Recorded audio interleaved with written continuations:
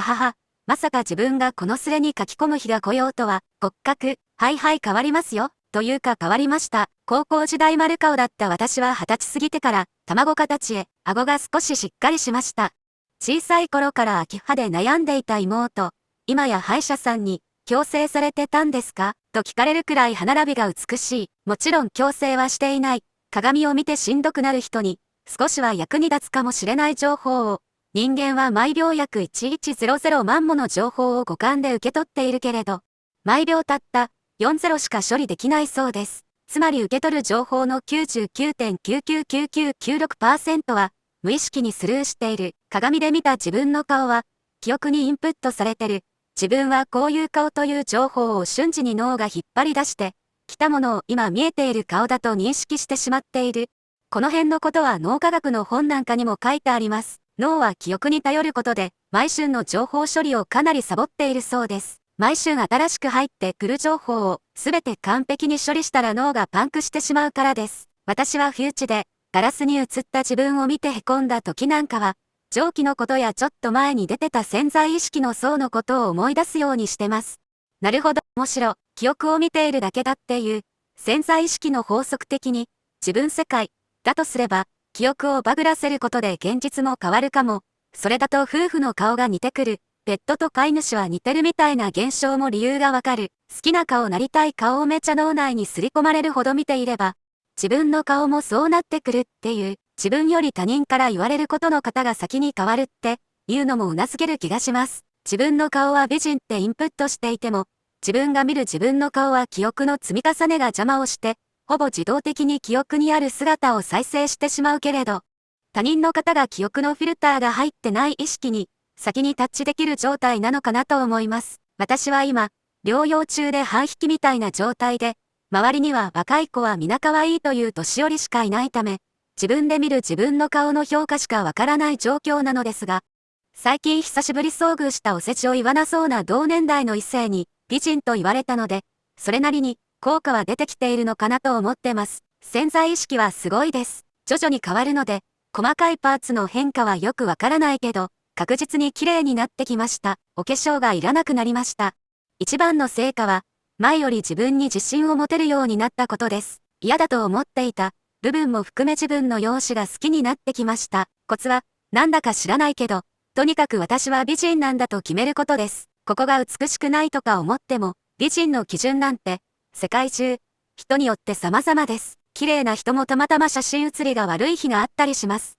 鏡に映る顔は昔の曲が映っているだけかもしれません。世間的な美人も美意識の高さゆえに、自分の容姿を不満に思う日があるかもしれない。そんな感じで、自分の思い込みを疑っていくと、現実に対する違った評価ができるようになってくると思います。すると、なんだか現実も変化してきたりします。ここ何ヶ月かで、顔が変わってきました。好みは人それぞれだけど、私は沢尻エリカが、この世で、一番可愛い、って思ってました。けど私の顔は沢尻エリカとはほど遠くて、まず顔の系統も作りも全くもって違うし、似てるって、よく言われる芸能人も全然違う人ばっかりだった。それが、ここ3ヶ月くらい、自愛したり、こんな可愛い顔に産んでくれて、ありがとうって親に感謝したり、沢尻エリカの顔になったつもりで過ごしたり、仕草や自分に対しての評価を、私沢尻エリカだし、めちゃくちゃ綺麗だから何の不満もないし、みたいに思ってた、してたら、ついに、人生で初めて沢尻エリカに似てるよね、って言われたよ。今まで言われ続けてきた芸能人の名前出したけど、そう、沢尻エリカに似てるけど、みたいな返事が返ってきて、もう嬉しくて嬉しくて。あとは、鼻が低くて、小さい時からすっごくコンプレックスで、いつ整形しよう、なんて悩みまくってたけどこのスレ読んだりしてて、顔は変えられるんだ、って知ってから、鏡見るたびさらに、また鼻が高くなってる、ってなってもないのに喜んでたら、本当に鼻が高くなってきてる、笑い。横顔の写真撮ったら、ほんと前より高くなってて感動したよ。シークレットの DVD を毎日見て、病気が治った人の話でモチベ上げてた。本当に潜在意識はすごいよ。次は肌荒れが気になるから、その辺も頑張る。正真正銘の一重だったのですが、右目は平行に中、左もスクワットがついてきました。3日間ほどで効果が出たのでびっくりしています。やったことは、寝る前に可愛い顔になるイメージと、電車に乗っている時など暇な時に、私は可愛いと心の中で念じたり、可愛い人なりきって生活していました。あと、目を開く時に、はい今に中とか、イメージしながら瞬きしてました笑い。本当にテンプレ通りのようなことを実践しただけなのですが、参考になれば幸いです。昔、かなり日に焼けていて、どちらかというとくすんだ色黒の子供だった。色白になりたいと思い、洗顔するごとに色が白くなると念じていたら、ある時から、周りの人たちに、色真っ白だよねと言われるようになった。自分ではそんなに白くなったと思わないのだけれど、どんな人からもほぼ 100% 色白と言われるようになった。年齢とともに白くなっただけかもしれないけれど、信念の力だと思っている。ただ、顔を洗う時に念じていたせいか、体は未だにそんなに白くない。写真を見ると、昔の自分からは考えられないぐらい突き出して色白になっている。集合写真でも誰よりも白い。当時、白人の映画ばかり見て憧れていたのも関係あるかも。顔立ちは思い切り日本人だけども、昨日明日起きたら生まれた時から理想の顔の超絶美人な自分がいる世界に移動していると寝る前にアファしたら、朝起きた時は変わってないと思ったのですが、今メイクを落としたら、今までで一番可愛い自分が映っていて、驚きました。きっと朝は私の脳が前の世界の顔の妄想を勝手にしていたんだろうなと思っているので、明日にはもっと今いる世界の顔を鏡で見ることができるんだろうなと思ってワクワクしています。説明が下手ですが、誰かの参考になればいいなと思います。1ヶ月ほど前から緑茶を飲んでいたのですが、せっかくなのでアファしながら飲んでました。緑茶を飲むとお肌ツルツル、なんて言ったり、そしたら今日の朝、起きたら急に肌触りが良くなってて、びっくり。あと緑茶のおかげか1週間ほど前から測っていたのですが、体重もマイナス2キロ痩せていました。物理的なことと一緒に洗剤の能力を利用すると効果が現れやすいのでいいと思います。あれだけ困ってた乾燥肌が治って嬉しいです。次は昇華を目指して頑張ります。20になりました。昔は一重で釣り目、メイクでなんとなく奥に10に見える程度、もしかしたら奥に10だと思い込もうとしてたかもしれない W、アイプチ系やアイテープ、メサイクなどを使用したが、定着はせず。でも20に憧れて吐いたけど、実は一重の自分の顔も嫌いじゃなかった。昔はダサかったけど、ファッションやメイクを覚えて、徐々に上達していくことや、一重なりに工夫すれば、綺麗になれるのが楽しくて、私的にはそれも良かったのかも。一重だから綺麗になる、振り幅や可能性があるし、一重でもモテてたし、告白もたくさんされてた。婚活するときは、私はモテる、人気がある、必ず連絡先交換を求められる、とさらっと思って参加して、その通りになってた。一人で参加することも多かったので、男性からしたら、友達同士で参加してる女の子よりも話しかけやすかったのかも笑い。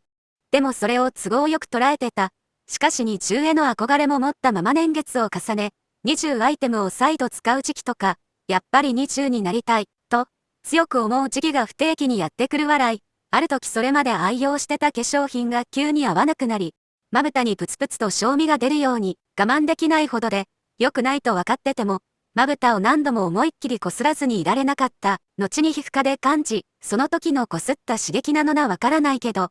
思い返せばこれがきっかけで、まぶたに癖がつきやすくなったのか、20になることが増えた。治ってメイク復活。メイクしてれば1日20が保つことも、このあたりで左目の20がほぼ定着。右目は一重になったり20になったり、ずーっと一重のままの日が続いたり。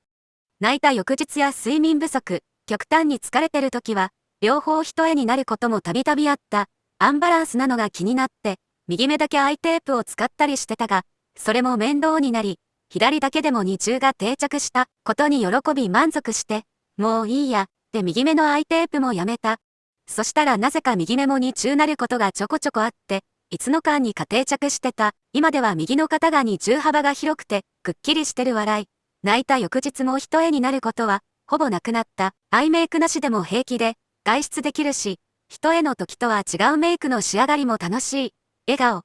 ただし、モテ度はそこまで飛躍してない W。こちらに関しては外見ももちろんなんだけど、自分の気持ちの持ち方が大切なんだと思った。きっかけから定着まで3年はかかってます笑い。20に関しては、潜在意識どうこう考えてなくて、むしろ潜在意識活用は彼氏が欲しくて笑い。きっかけが斜め調すぎて、こんなルートで来るんだって感じです。長文ごめんなさい。こんなパターンもあるってことで、人の書き込みで思い出したけど、私、バッチリに中だけど元一重だわ。中学生まで一重で、目が小さかった。ブスってクラスの男子にからかわれまくった笑い。でも小さい時から親に、小さい時はブサイクな子はね、大きくなると全く変わるからね。今考えるとひどい親だ笑い。って言われて、頼もあってか、容姿は別人化したわ。